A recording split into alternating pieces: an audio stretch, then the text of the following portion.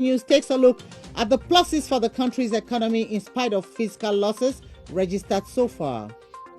106 secondary schools suspended in 7 regions from functioning nationwide for 2020-2022 school year. The Minister of Secondary Education, Professor Nalo Valyonga, indicates that the schools lack authorization to operate.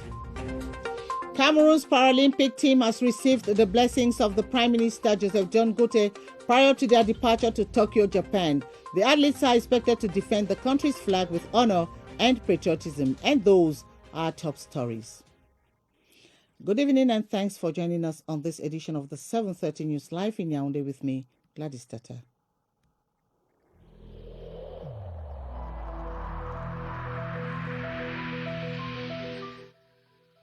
I urge you once again to put on your face masks, to wash your hands regularly, and to consult a physician or any other health personnel if you notice any symptoms.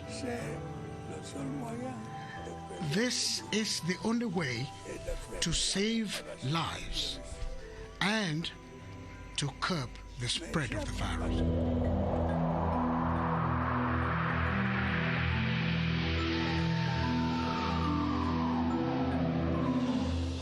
Welcome back. With fiscal losses estimated at 30 billion CFA francs since Cameroon and the European Union began implementing the Economic Partnership Agreement, economists, however, concede that a number of gains have been witnessed. While some enterprises have seen their turnover increase, others have been able to secure new investments. As the deal enters its 5th phase this year, Clarisse Arey-Takang explains just how good the Economic Partnership Agreement has been to some sectors of the economy. Clarisse? Since August 4, 2016, when Cameroon and the EU began implementing the Economic Partnership Agreement, a number of pluses have been observed. For instance, export obligations and jobs have been preserved, leading to less risks for the trade balance. On another front, enterprises have been able to register positive fiscal gains. This has led to an increased turnover for many, which have become more competitive as their import charges have dropped. Meanwhile, since 2017, the number of operations from businesses enjoying EPA preferential treatment has gone up, from more than 1,700 to more than 2,000 in the first half of 2021. Economists believe it is the effect of having access to more markets hitherto closed to Cameroonian businesses or restricted to a few. Amongst the sectors with profits to show are intermediate goods with items such as clinker and inputs for breweries, industrial equipment, as well as transport material. The first group of products are 100% tariff-free, while those of the second group have been enjoying 60% exoneration, and those of the third group 10% off. Even though fiscal losses are estimated at 30 billion CFA francs since the exercise began, a cross-section of views insists that there are, however, positives to hold on to.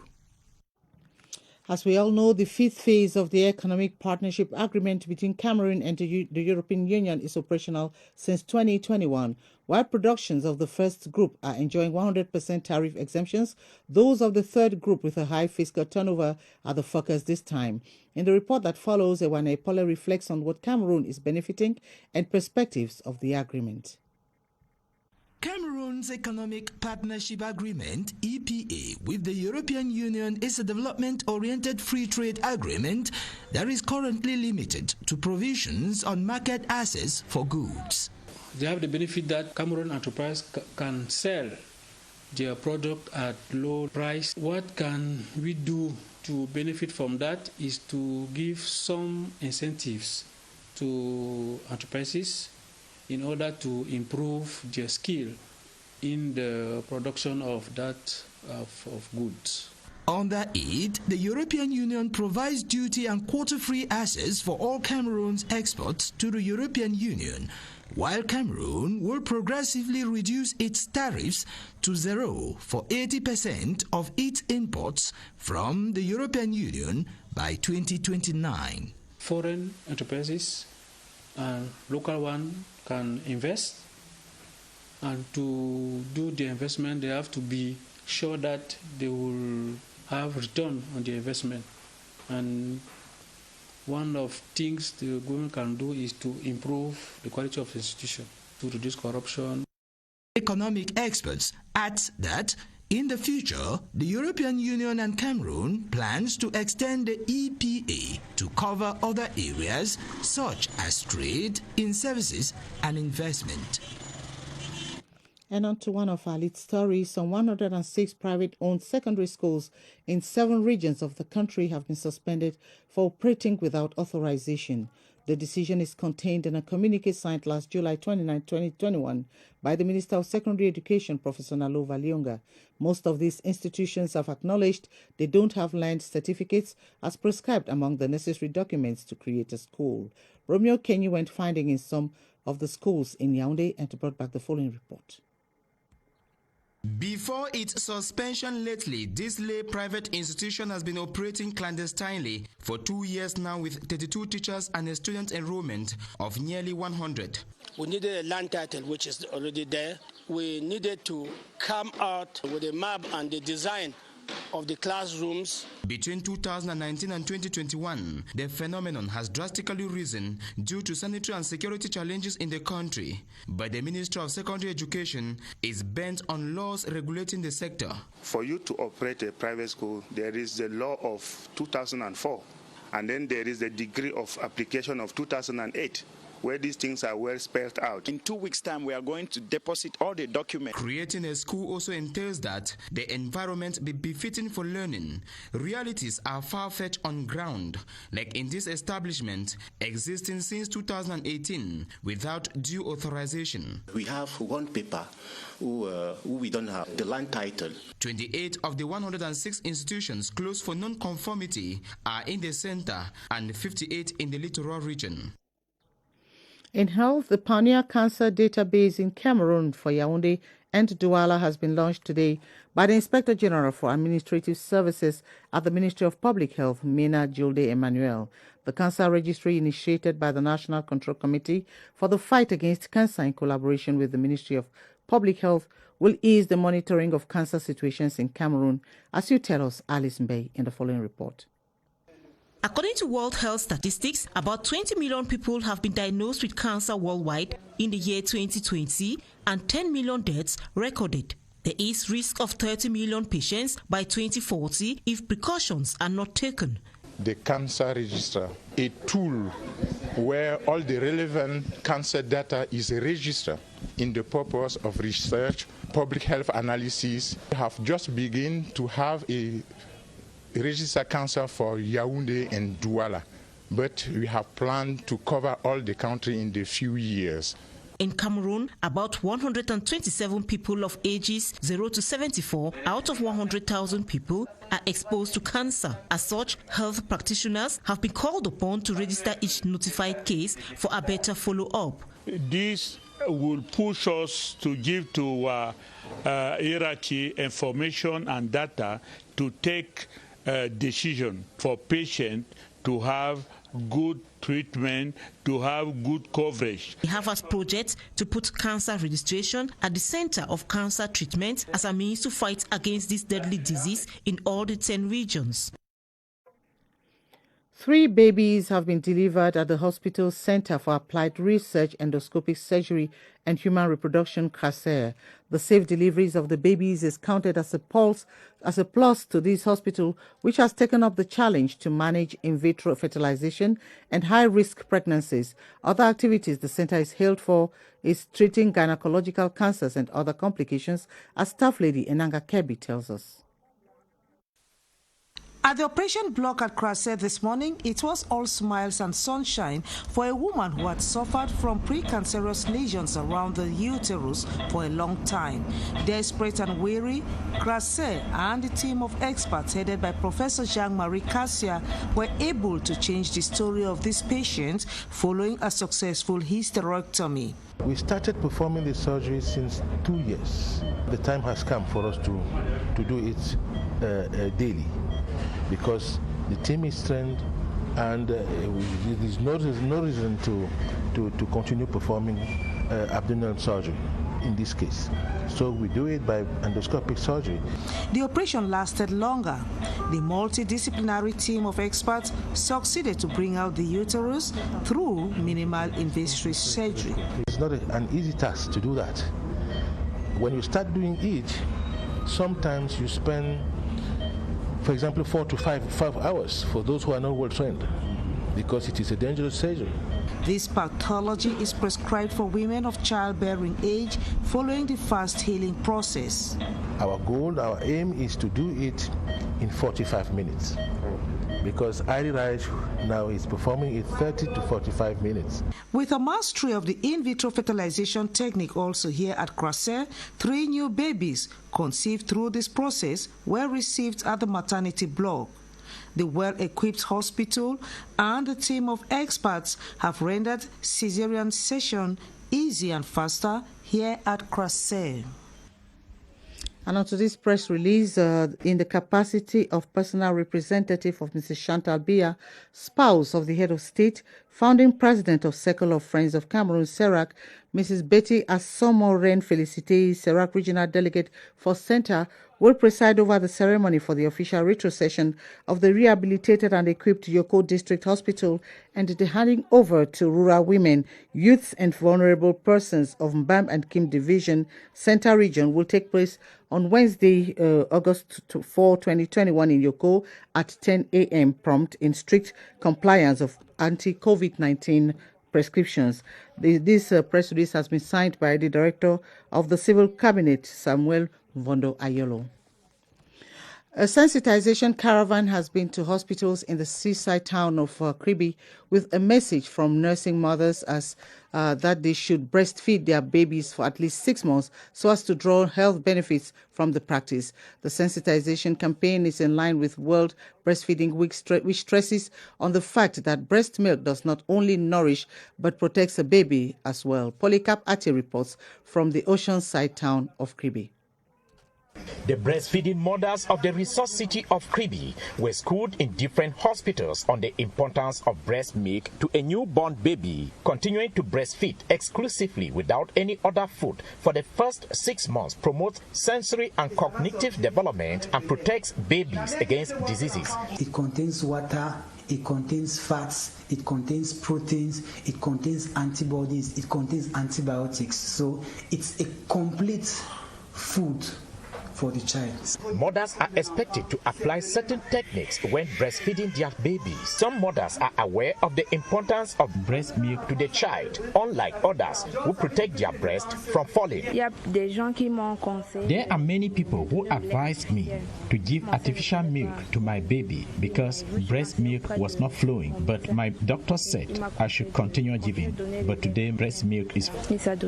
Health experts in Crtv will continue to carry on sensitization campaign on the importance of breast milk to a newborn baby in the days ahead.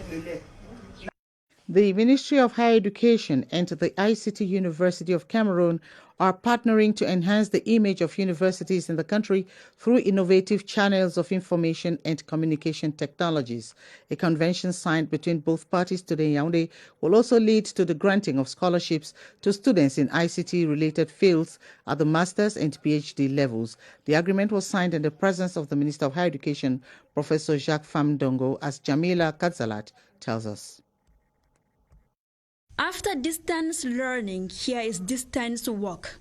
ICT has invaded every scope of life. The MOU signed between the ICT University and the Ministry of Higher Education, therefore, will grant scholarship to 30 Cameroonian students aged 30 and below in the field of master's and PhD levels. The board from the United States of the foundation has approved $1 million, that's about 600 million francs CFA, in monies to train these students to open companies.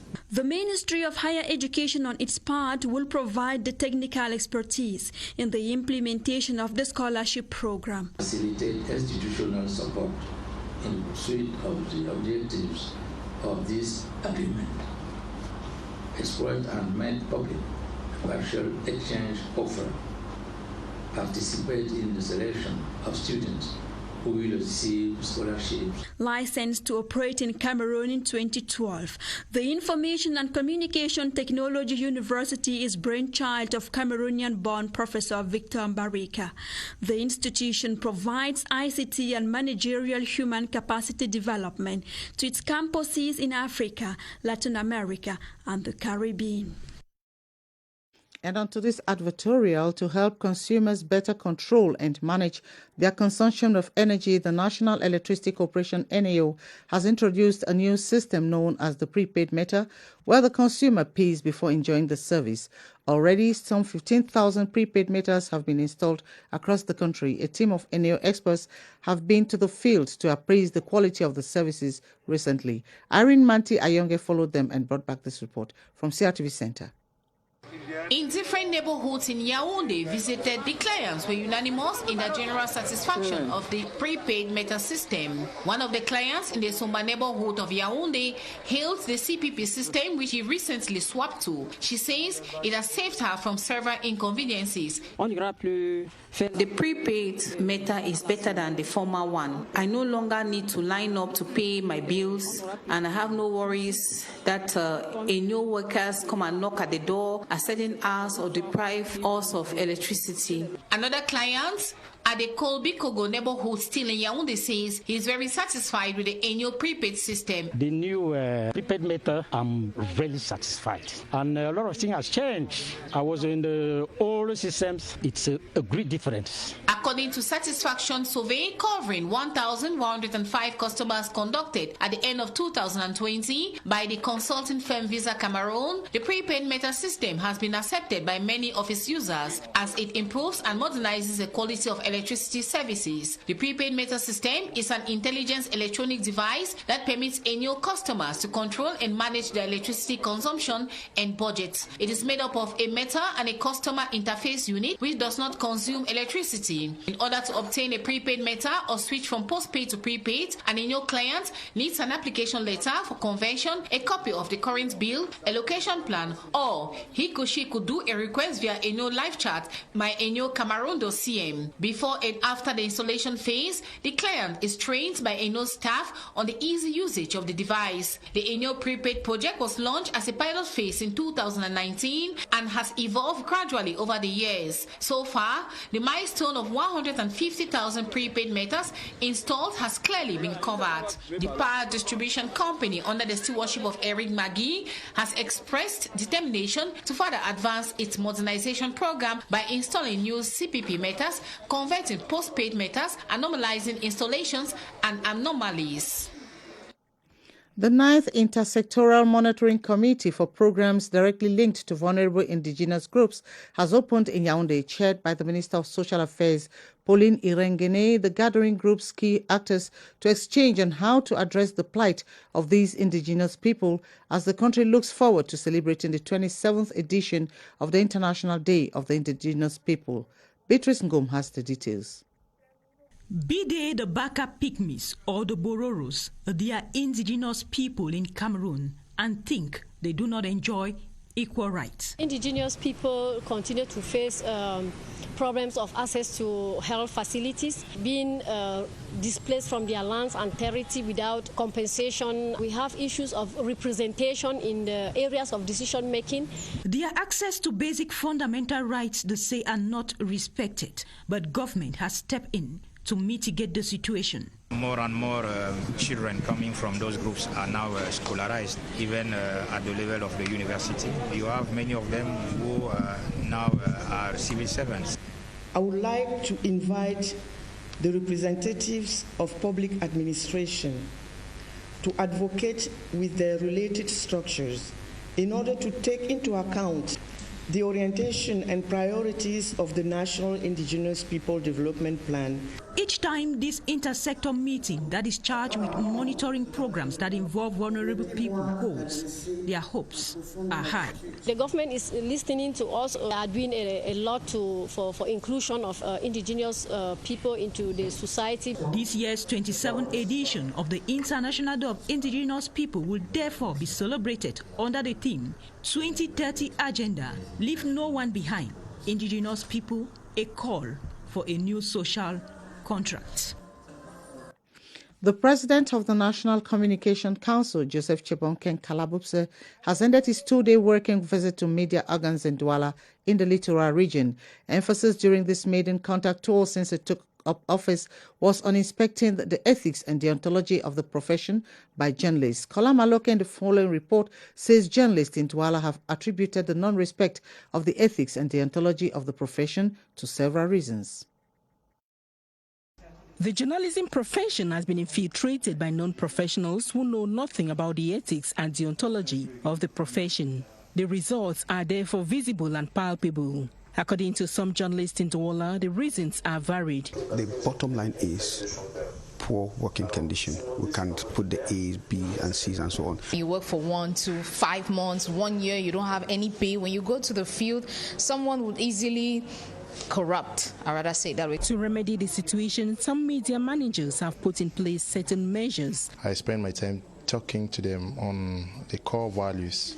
While discussing with managers and staff of media houses in Douala, Joe Chebonken Kalabopse of the National Communication Council said professionalism and responsibility remain the watchwords. And we expect them to work within the confines of the ethics of the profession, so that together we can paint the right picture of our country. Journalists in Douala will listen to the president of the National Communication Council, have resolved to hence report with more responsibility.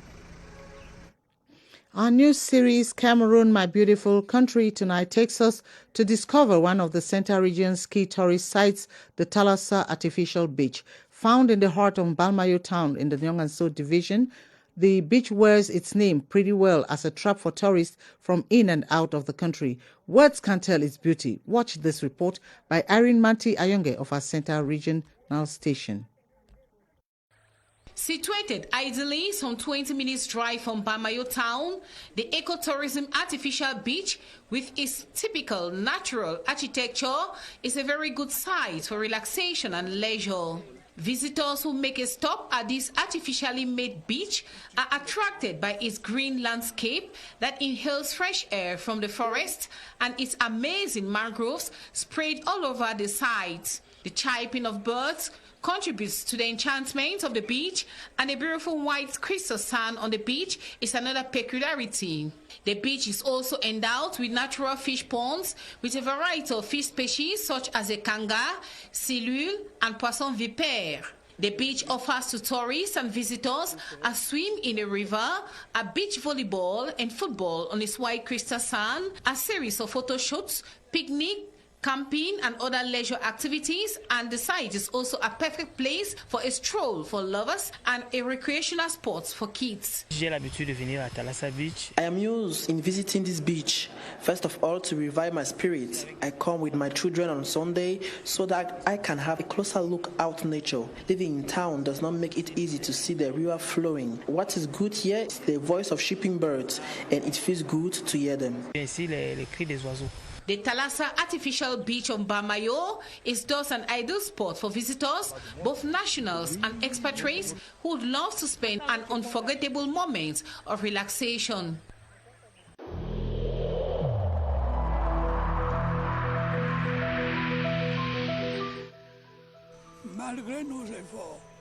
Despite our efforts, COVID-19 plunged many families into mourning and seriously hampered the functioning of our economy and society.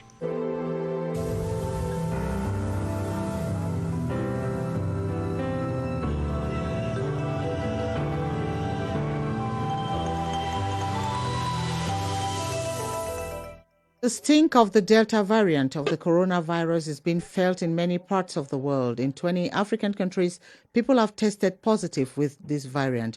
What is the situation in Cameroon? Baldwin Sama and his guest, Joseph Fokam, have answers from the Public Health Emergency Operations Center. Hello, Baldwin. Good evening. Good evening to you, Gladys Tata. It is considered the most deadly of the different variants of the coronavirus, the Delta variant, that has left many persons tested positive for the coronavirus in over 20 different African countries. Talking about Cameroon, where are we talking about the Delta variant. Let's find out from our guest tonight, Dr. Joseph Fokam, who is a virologist. Good evening to you, Doctor. Good evening, Baldwin.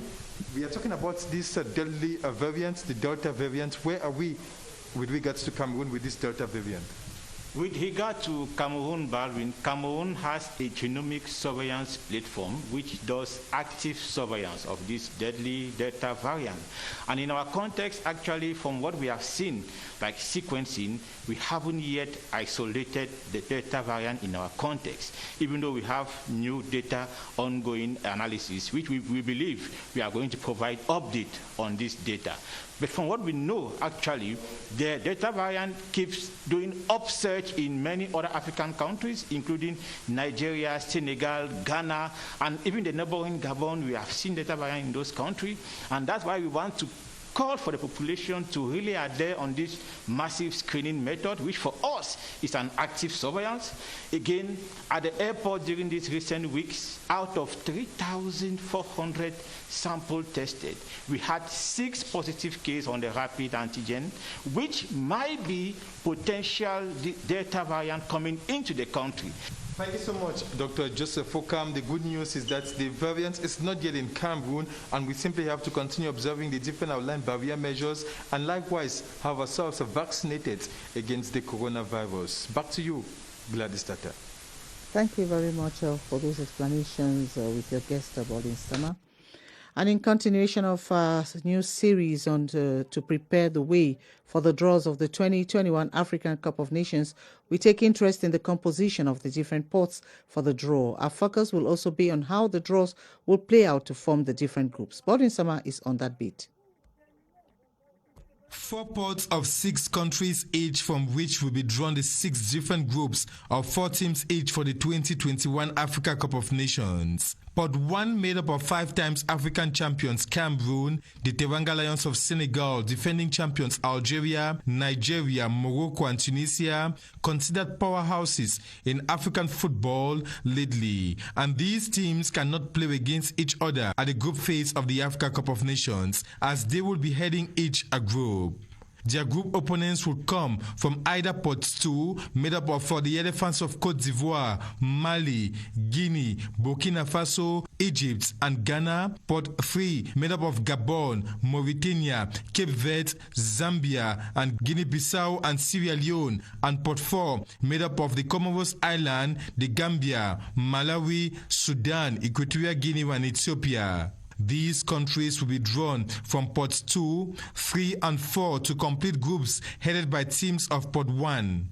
Therefore, host country Cameroon, for example, may be drawn in the same group with an all-time African rival Egypt, Côte d'Ivoire or Zambia, or defending champions, for example, Algeria, may be lodged in the same group alongside Egypt, Ghana and Gabon, telling signs that the Africa Cup of Nations 2021 will be very competitive, with the outcome of the draw expected to be decisive. Prime Minister, Head of Government Joseph John Gote has challenged Cameroon's delegation for this year's Tokyo Paralympic Games to defend the country's colors with patriotism. He was speaking in Yaoundé today as he received the delegation made up of 3 athletes, managers and administrative staff who are preparing to leave the country for Tokyo. Star Building correspondent Christian Che Atam has more on the audience. This is the official sending forth of Team Cameroon for the Tokyo Paralympic Games to open on the 24th of this month. 3 athletes to defend the country in 5 disciplines. Lobok Mariette, visually impaired, will partake in the 100 and 200 meters ladies category, while Atangana Guillaume, equally visually impaired, will compete in the 100 and 400 meters male category. Powerlifter Ngamsi Mimozet is expected to join the delegation on their way to Tokyo. We are going to Tokyo. Why not to obtain a medal for our country? The fact that the Prime Minister has accepted to receive them is a motivation. Prime Minister Joseph John Gote urged them to portray a positive image of the country in Tokyo. As they prepare to hit the road for Tokyo on the 7th of this month, the Cameroon Paralympic team is now certain of the support and positive energy which shall be vibrating from home. And Cameroon's wrestler Esombe Tiako Emilien is now the country's lone shot at a medal at the 2020 Tokyo Olympics after sprinter Emmanuel Eseme failed to make it to the semis in the men's 200 meters. Eseme, who finished fourth, covering his distance in 20 seconds 65, has stated that with a proper build-up to major competitions, athletes could perform better in global sports bonanzas. Details with Nje Enoibai in Tokyo, Japan. A semi-final spot was the target for Cameroonian sprinter Emmanuel Eseme in the men's 200 meters, but a fourth-place finish during the heats after completing the distance in 20 seconds 65 wasn't enough for him to achieve his primary goal. My preparation for this Paris 2024 will be much better than this one. You know, if I had the opportunity to always compete with athletes from other countries, to feel the tension, to get acquainted with the atmosphere of high-level competitions, when I get to this particular stage, it will be kind of similar. I will not have the stress I underwent today. 33-year-old wrestler Esombe Tiako Emilien, who's accustomed to the pressures inherent in major global competitions, now has to shoulder Cameroon's feeble medal hopes in Tokyo. The reigning African champion, who's appearing in her second Olympics, has been quite reassuring of a fine fettle, expressing her passion to finally clinch Cameroon's first medal in the Global Sports Rendezvous in the 53-kilogram weight range in women's wrestling. Well, that does it. But before we take leave of you, today at 9 p.m., just after the news in French, we invite you to watch the exclusive interview granted to the Cameroon Radio Television by the former Nigerian President Olusegun Obasanjo. He will be talking to Charles Ebune on the peacefully concluded Bakassi file, Law for Education and Post-Presidential Life on CRTV, CRTV News, and CRTV Web. And you'll be in the company of Romeo Chisengok at 8:30 for Luvento Trant. I'll be back tomorrow, same time on the set. It's bye from all of us on the 7:30 crew. Good night.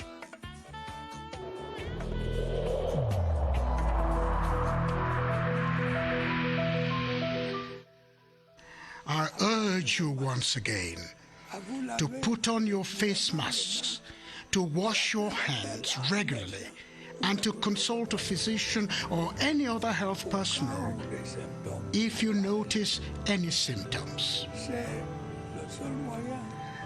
This is the only way to save lives and to curb the spread of the virus.